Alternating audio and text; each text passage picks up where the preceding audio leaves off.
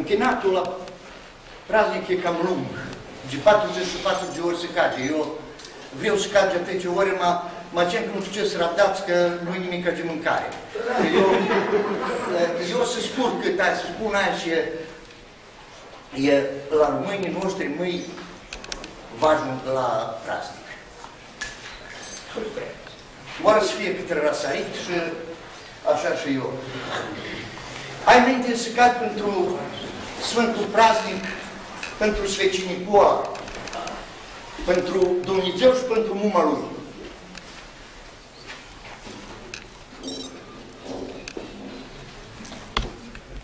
Care ne aranește, care ne primește și care ne ține. Haideți să ajute.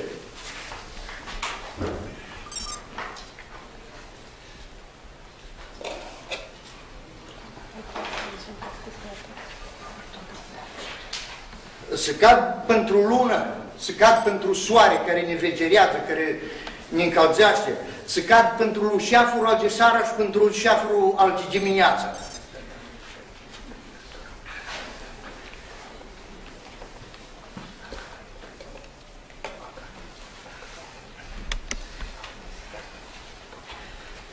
Acum să cad pentru malul nostru, pentru casă, pentru pământ, pentru pomi, pentru vicile noastre care ne arănesc și pentru oi care ne îmbracă și vasile care trag, boi care trag.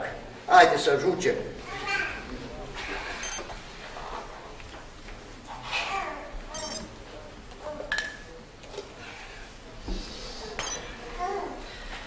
Și mi-ar fi drag copiii acasă să vorbească mai mult româneașă și să se închidă mâine, poi mâine și ei.